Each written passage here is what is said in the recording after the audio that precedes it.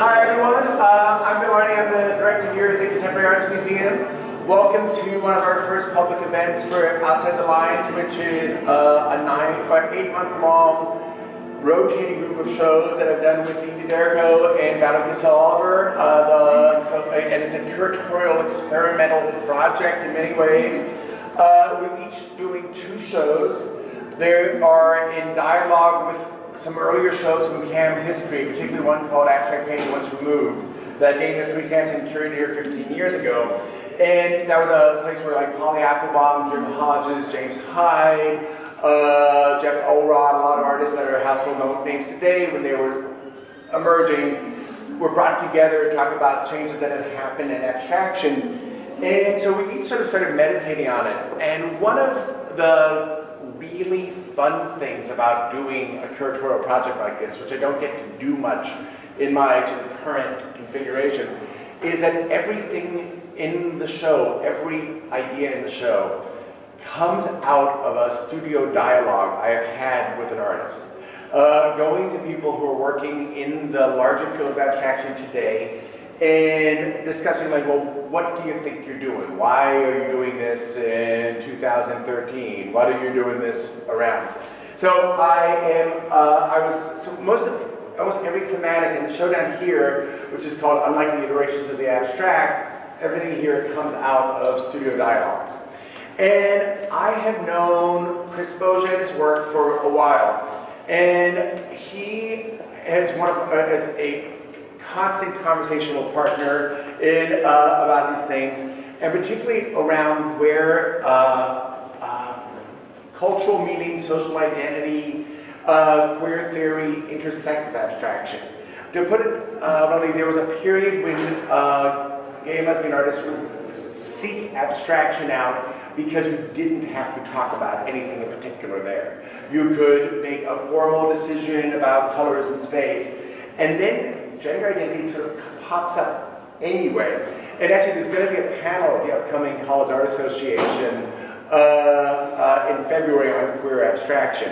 And if you see also the way the show that Valerie did upstairs, Black in the Abstract, deals with identity issues around in the field of abstraction, there's definitely some sort of queer thematics that runs through in this show. And you're going to see, as Bogia presents his work, that there's a lot of content that speaks into every choice, material choice, form choice. But anyway, this is a way of saying thank you to Chris Bogia for being here and for our lively discussions, and now I present Chris Bogia.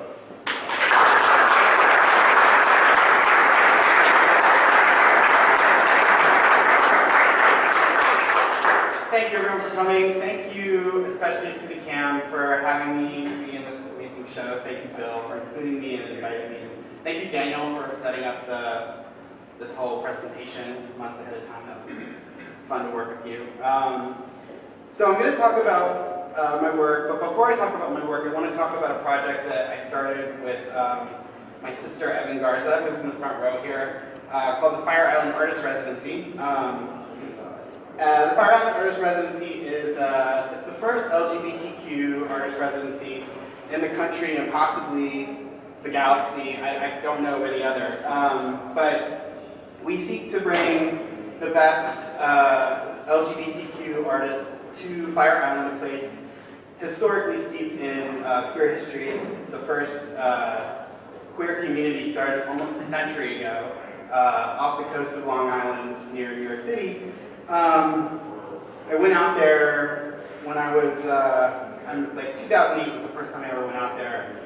And I was amazed with the diversity and the history of that place. And I remember thinking, the first morning I woke up there like, oh, I wish someone would pay me to come out and make art here for free all summer. This would be the most amazing place in the world. And it wasn't until I invited Evan out as a guest that this conversation turned into a plan to actually do so. And we just finished our 3rd summer, and we're going into our 4th summer. And I just have some pictures. These are just pictures of the artists working in their studios. It's very competitive. We take 5 artists a year. It is free for them. And it's a way for them to create new work, commune with the world of Fire Island, and contribute to the rich history there. This is Travis Boyer by the window. He's actually in the show upstairs. Elijah Berger, drawings. Another part of the program is that we invite esteemed LGBTQ artists from the art world to come and do studio visits with the artists in residence, as well as give presentations on their work to the community. And that's Nayland Blake in the middle of that group of the first year residents. Another studio shot, Nick Chapman. And this was last summer. This is Justin Bond talking to artist A.K. Burns, who was an alumnus coming back in the third summer to screen her video at Community Action Center that she completed with Al Steiner. And they had a great Q&A. It was amazing having Justin Bond there. An amazing presence for the whole summer, actually. Baker Overstreet. There is a lot of leisure time. It is Fire Island. The beaches are clothing optional. You know, anything can happen. And we had Bill come and visit this summer and give a talk and share his experience with the residents. And this was an opening just a couple weeks ago on the Lower East Side of New York, and it just so happened that A.K. Burns was having an opening and 3 seasons of Fire alum were present. And I feel like we're creating a really kind of beautiful community both here and on the island for young artists, which is exciting to be a part of. We raise money for the program by selling artist editions primarily, and the one that's on sale now this year is a beautiful print from Ryan McGinley called Jasper Red Mohawk. If anyone's interested in that, you can talk to me afterwards. So now we're going to talk about me. I'm from Wilmington, Delaware. I grew up in a house with lots of craft-made items, handmade items, and I always thought that they were the most beautiful things. We actually have an art museum in Delaware, and it's really nice when it has a huge collection of pre-Raphaelites and Tiffany lamps, and I like those things, but it was always the stuff at my house that I liked the best.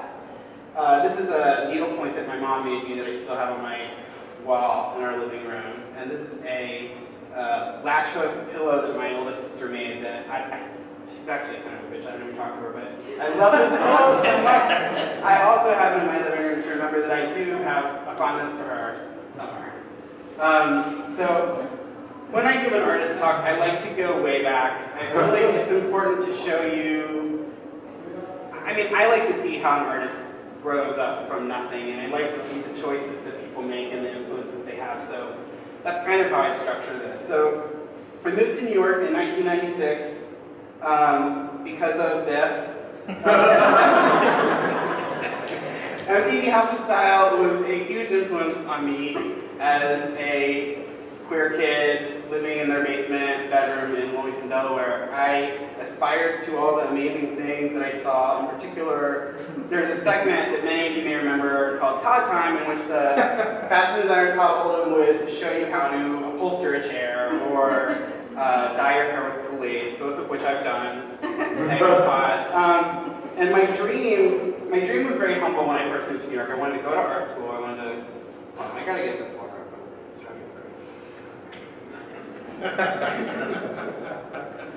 All right, forget. Maybe later. I wanted to go to art school, but I really wanted to work for Todd Oldham, and I know I didn't want to be a fashion designer. I was more than happy just to be a shop boy, and 2 years after moving there, I was able to do that. And working with the kind of sumptuous fabrics and embellishments that he did was a huge influence on me. I think it still is when I sit down in my studio. I think about these beautiful things that I would touch every day and think, well, this is more beautiful and more interesting to me than most of the art that they were showing me in my art classes. I don't think Richard Serra has anything on this for me. So I remember going to my first biennial and seeing an installation very much like this by Kara Walker and thinking like, oh, you don't have to just make drawings with pencils and paint or sculptures out of metal. You can find a material that speaks to you and go forth, and this was such a potent representation of, what she was thinking about in terms of her own identity and her own history, that I wanted to be something that was as special as that. And so I started ripping her off in undergrad and making these kind of silhouette woodcuts that were embellished with yarn. And this was the first time I'd ever used that material. And I used it primarily because of a textile that I saw at Todd, which was based on crewel embroidery, which is a kind of embroidery that was very popular in the 60s and 70s on couches and curtains. It's something beautiful.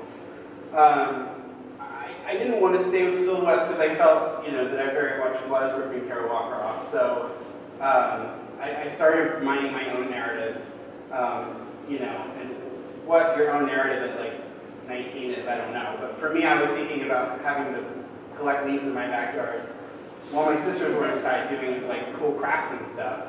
So this piece was called Fall Collection 98, which is like, I grunt when I think of that title now, but it was a pun on the fashion world. That's a detail. My senior thesis from undergrad was this portrait of Joni Mitchell, also all done in yarn and embellished with yarn, a wreath of yarn flowers around it. And I became very aware that the labor was a seductive part of the work. When people would talk to me about the work, the first question is always, how long does it take? I still don't mind answering that question. It does take a while. But this was the culmination of my undergraduate experience. When I got out of school, I didn't have a studio, and I still wanted to work larger, so I started making these. Well, this was a series of drawings I did of all my CD covers, drawn to the scale of a CD cover. That's a detail. And it was a way for me to keep thinking about album art and design and all the things that I love in a way that I could just come home every night from my full-time job and make a few drawings. All right, so then I went to grad school. I went to Yale. It was a wonderful experience. It was totally stressful and insane. I mean, anyone who goes to grad school will probably also tell you that. For me, my goal in grad school was to really shake up my practice. I didn't want to just be like the yarn guy for the next 2 years. I wanted to explore everything, all the other interests that I wasn't really mining, and challenge the materials and really push stuff. So I started out, I wanted to get a dog, so I got a dog like the first week I got to grad school. And I was thinking about the dog and thinking how I was going to make work about the dog, and it was going to be really important. But I think it wound up being more like this. Like,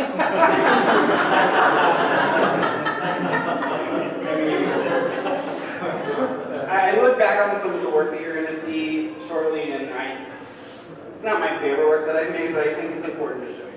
I also wanted to deal with the queer community that I had sort of found myself in, which is the bear community. And for those of you that don't know, bears are sort of like fatter, hairier gay guys with beards often. They have holidays like this one that I go to every year. And video games are a huge part of my life, and I'll get into that a bit more when we see some of that work, but I'm a huge gamer. It's been a source of shame in many of my relationships, but unfortunately I have a boyfriend now that plays video games with me. When it's like a 2-player at the same time game, he won't watch, but that's what. And finally, another big influence I had was when you're in grad school, they make you take elective courses, and I took this course called the Nature and the North American Imagination, and I became really interested in Frederick Church's work, especially this painting called The Heart of the Andes, which is a very large painting that would be traveled around the world when it was made to like show people what South America looked like, because they couldn't see it in photographs and they couldn't go there. So he went and he meticulously took drawings of like every flora and fauna that he saw, and then would make paintings that contained all of them, like in one composition. And this was sort of the most famous. So the first piece I made in grad school was when I got my dog. It was this It's a Girl sign, which I was just mashing things together. Like, let's see what happens when I mash these things together. And I was like this is my front yard of my house, and unfortunately we were on the second floor, and the first floor people, I kind of was like, hey, can I put some art in the front yard for a thing? And they were like, fine, but I'm sure it freaked them out. And as I was hanging it, people would drive by and honk, because that's what you do when you see like a stork sign. I don't think anyone was really stopping to look at it or thinking about like what that was about. Anyway. This is another early piece. I was playing video games. I was sort of downloading the sort of like, they call them ROMs, but it's like the program in the original video games you could get on your computer and play them like you had a Nintendo or an arcade game. And I would take screenshots and pull out the plants and then create these sort of like Frederick Church kind of compositions. This was the largest one I did. It's only slightly smaller than what you see here. It's called the Valley. And when you get close, it's all of these, the same idea that I took out video games. And I was also just making drawings. These are drawings of like toilet paper trees. Things of like, things from the time when I was making these. Video games to me were a very important sort of coping place for me as a queer kid. I didn't really like sports and I wasn't very good at them. I was really good at video games and I felt like, you know, what I find now problematic about video games is that they're not very diverse, they're very sexist, but as a little kid wanting to be more like a boy, it was like such a relief that I liked this thing that was like socially acceptable. And so I retreated into these landscapes in a way that I think kind of transcended the intent of the game designers, and I spent hours in them. So I wanted to sort of pay tribute to that world, and you know, although it was kind of a dark place, it was also, to me, a very beautiful place.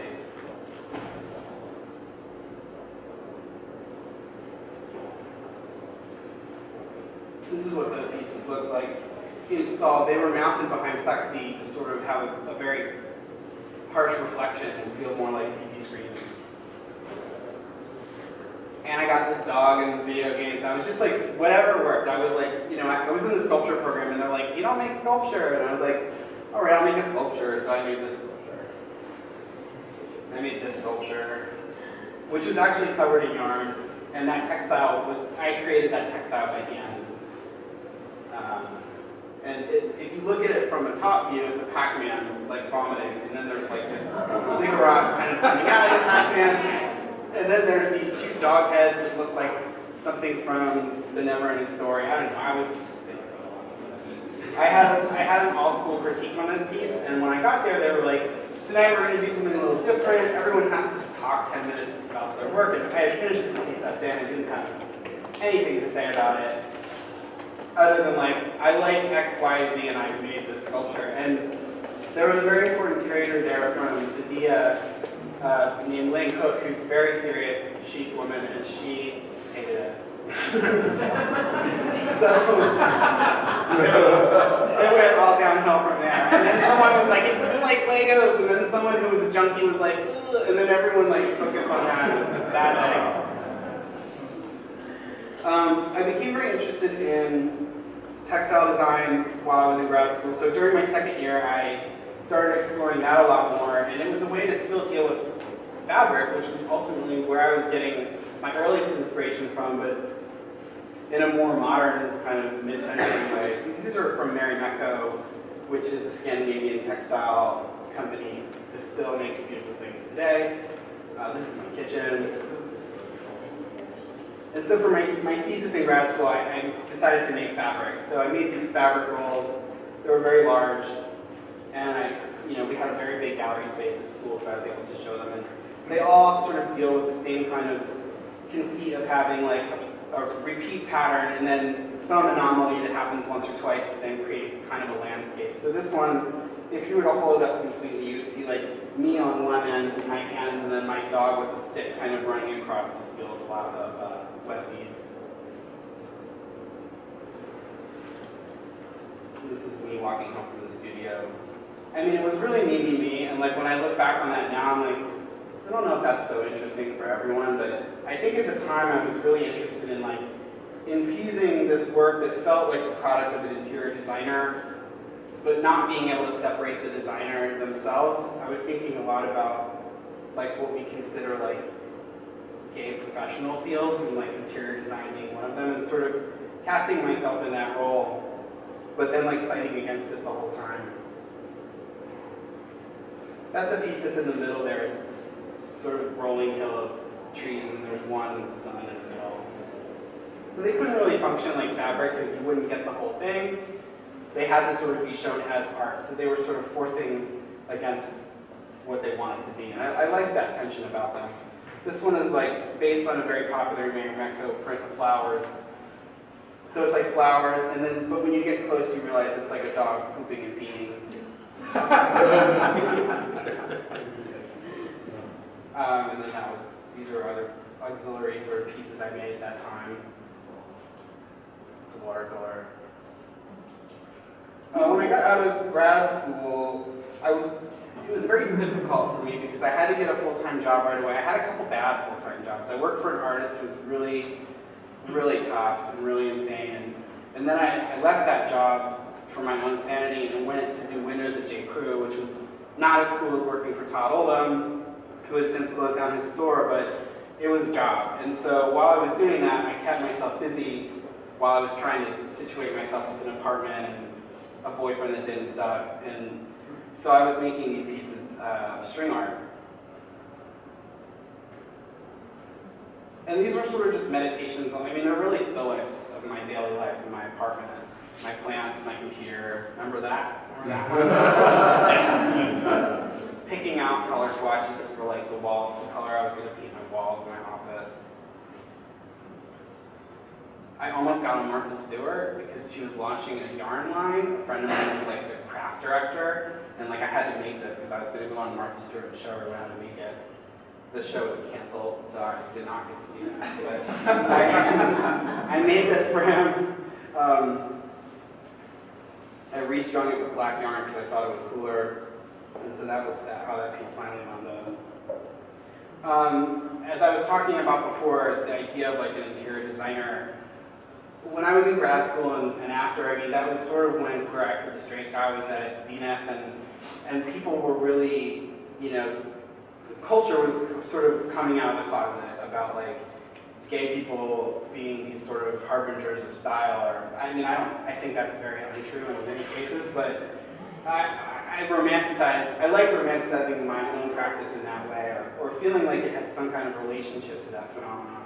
So I was decorating my apartment, and this was the first time I didn't have roommates, so I had like free range, so I became like obsessed with acquiring like a piece of pottery from this store called The End of History in New York that has all this beautiful pottery, and we're obsessed with like a Jonathan Adler pillow, or sort of like this. I like wanted to live in this.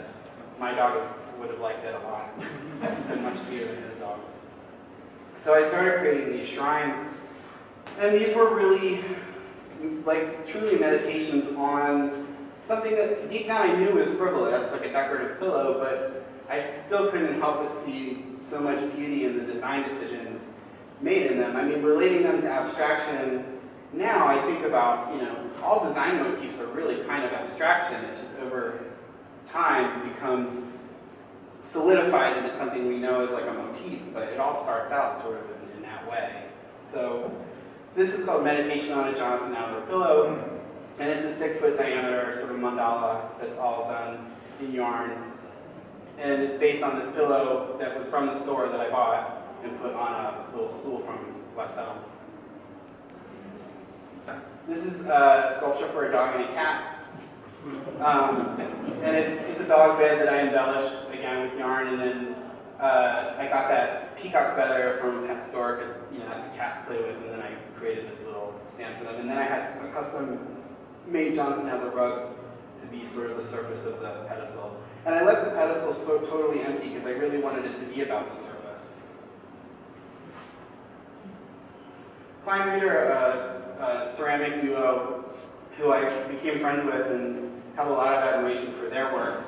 They aren't as commercially successful as Jonathan Adler, but I think that their vision is wholly more original, more derivative of their own passion. So I made this piece called Meditation on a Klein Reed vase, which is, the vase is on the pedestal, and then my own collection of like cheap orange vases is on the floor to sort of suggest like a hierarchy. And then this piece on the back is like a black mirror, and then the frame is all these sort of flowers that I laid down in kind of like a trompe l'oeil pattern to make it kind of look like it's an eyeball, but it's flat. And that's the vase.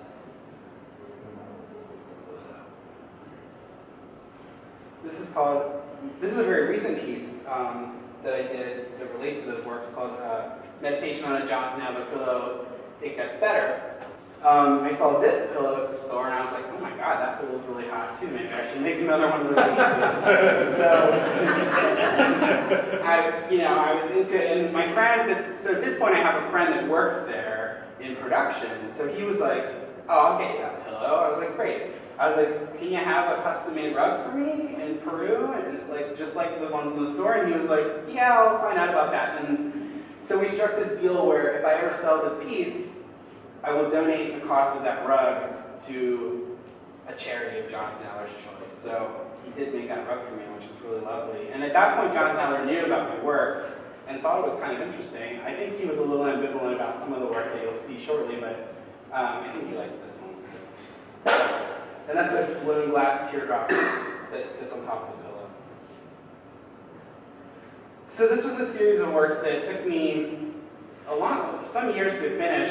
I did a lot of work in between them, but they're really meant to be seen all together at some point. And I'll just go into them. This is Joni, and it's a 5x5 panel with yarn, just like the one I made in undergrad.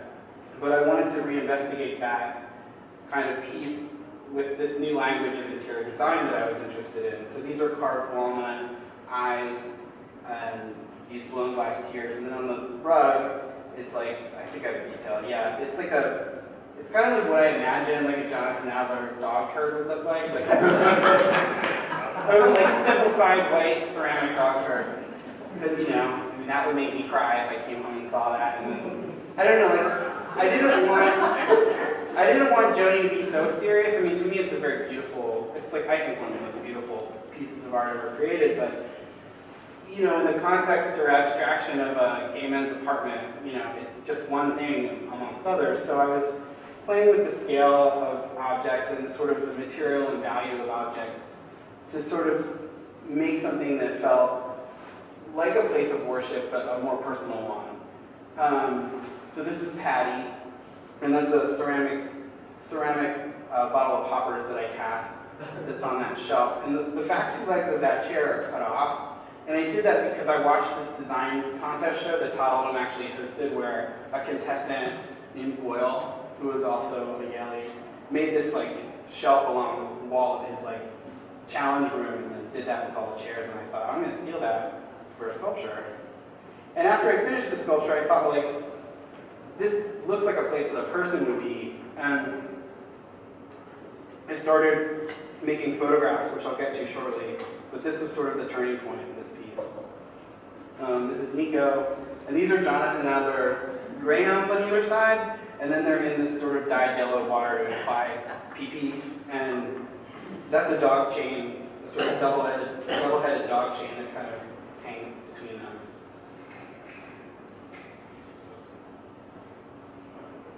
This is, this is Nina.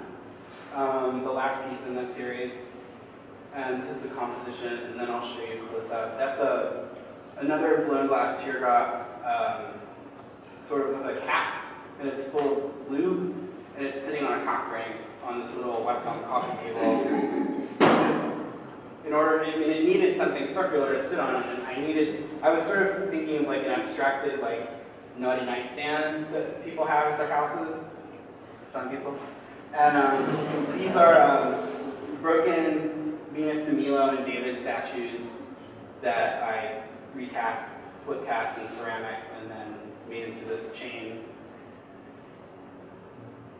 And that's a detail.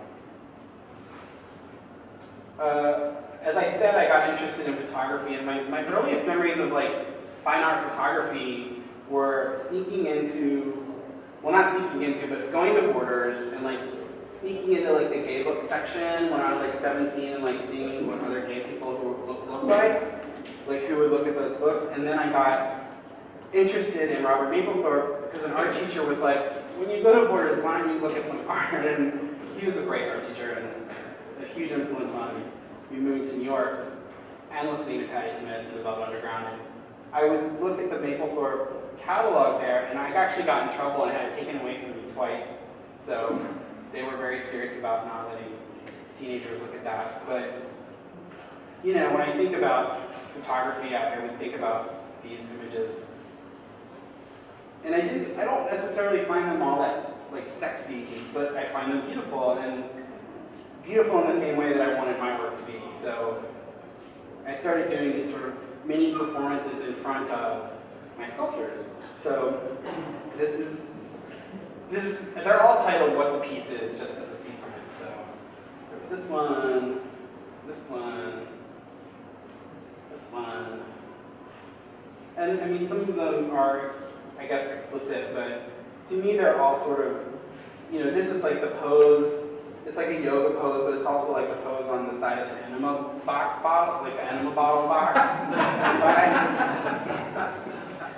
And this is like me taking poppers. Oh my God, I had a crazy headache after we got done. I really wanted it to be real, I didn't want to like fake it, and so, you know, 20 cups of poppers later, I was like on the floor.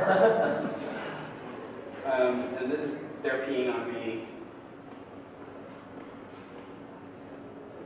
And this is, the chain becomes like a dog leash at the end, and so that's my dog. And I was thinking about, I can't remember, that Goya painting of like Saturn devouring his children. So recreating that.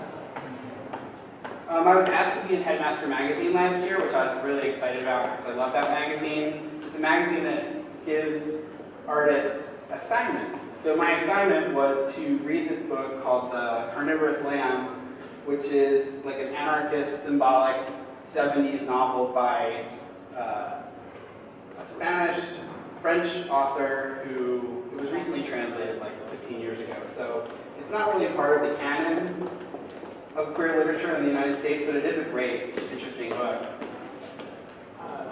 And I was told that I needed to read the book and create a museum diorama, or just a diorama, using symbols from the book. So this was a mandala based on the flag, the Spanish flag, specifically under Franco's rule.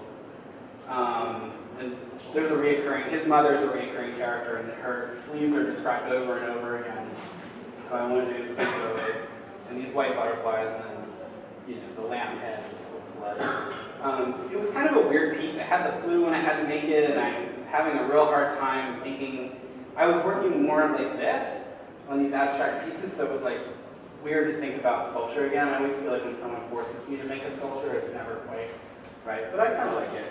One of my friends thinks it's the best thing I ever made, so I included it. I make drawings the whole time I'm in my studio. I don't just hunch over a piece of wood, gluing yarn for hours and hours, although I do spend a lot of time doing that. I need to get away from it. So I make drawings, and I don't put any kind of restriction on what I make. Sometimes they're really goofy and quick, and sometimes they're based on representing something that I might make as a sculpture later, like a swan. This is a book that I was reading relating to my interest in LGBTQ New York history. This is called Candle Contest. It's my 3 favorite candles. Although I kind of think number 3 is number 1 now. It's overtaken all the rest. It's firewood. It's so good. This is called Bag of Dicks.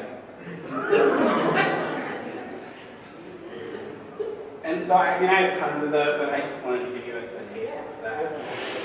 But that is kind of how all my work starts, as drawings, and then they graduate to colored in watercolors if I like them a little better, and then I might wind up making them. So this is kind of how my foray into what I consider a more direct interpretation of abstraction sort of came about in the last 2.5 years. It was really scary for me because I'd always had like an anchor, like an album cover, or like something that people could latch onto and understand culturally. So to sort of leap away from that for the first time in the entire history of making things was kind of weird. And but I did it. It just felt right, and it felt like something I needed to do. So I didn't really put any restrictions on the drawings. They just started coming forth. And this is called 3 arms, 2 dicks, and 1 head.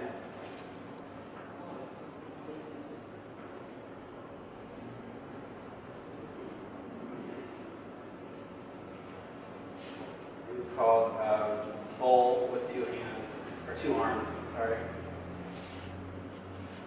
And then that's when I started drafting up these sort of plans for these kinds of pieces. This is a piece that I'm about to start in the studio called Angry Bird.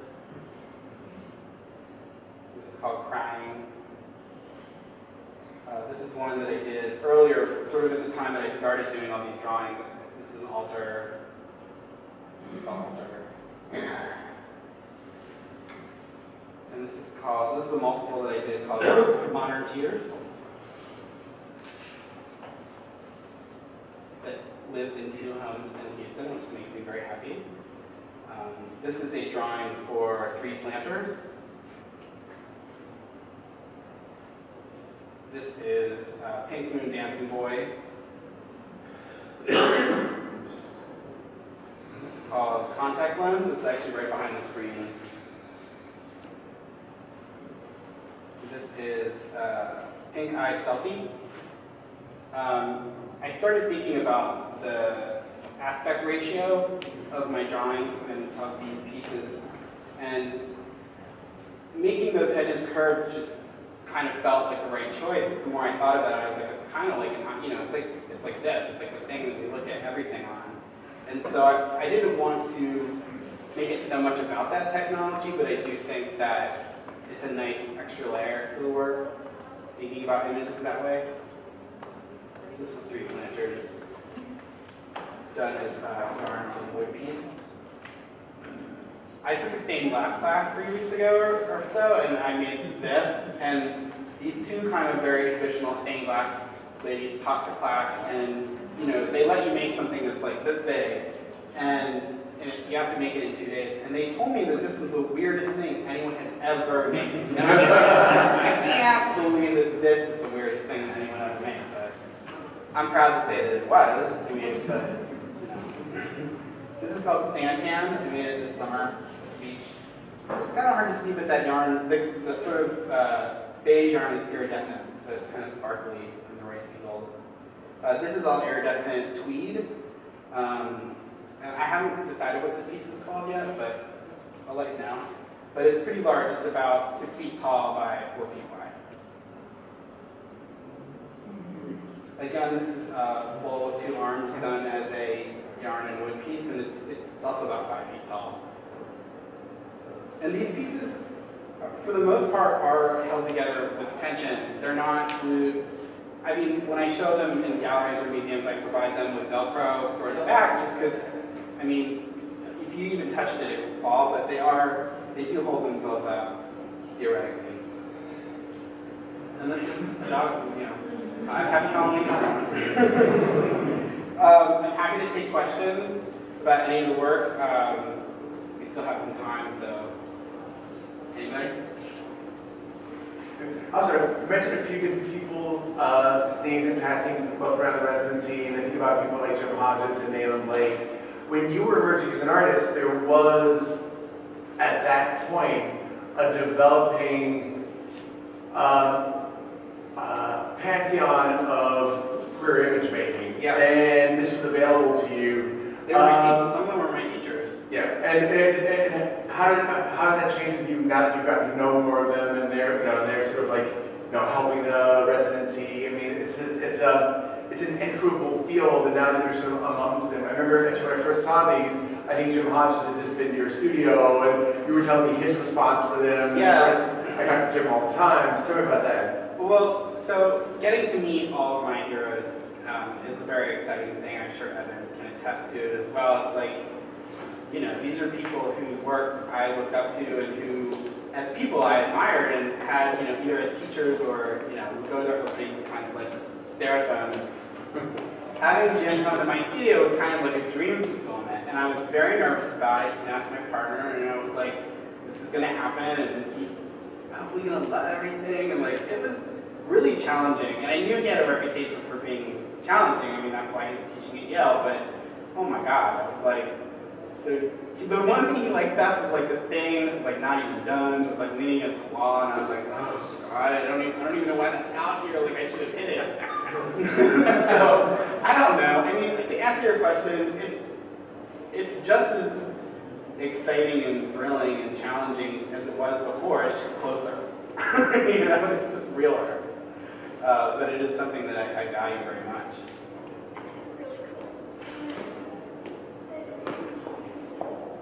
So these newer pieces that you've started doing in the last few years, do you feel that they're like where you're taking conversation with those original fabrics at the Toledo store that you got? You know, maybe. I think that it's interesting that you say that. I thought about that the other day, and you know, at the time in the mid-90s, like those kinds of patterns and craft-related imagery were the rage. You know, like they were of the time. And I think we're at a time now when, you know, maybe Holly Hobby is like less fashionable, and you know, modernism is more fashionable. And I look at Prada ads to think about color. I mean, I do look at all that stuff. So I think that that is a huge influence. What is part of contemporary design culture, and what we want to see on our walls is always something, as someone who thinks about being a decorator, is always a part of what I think about.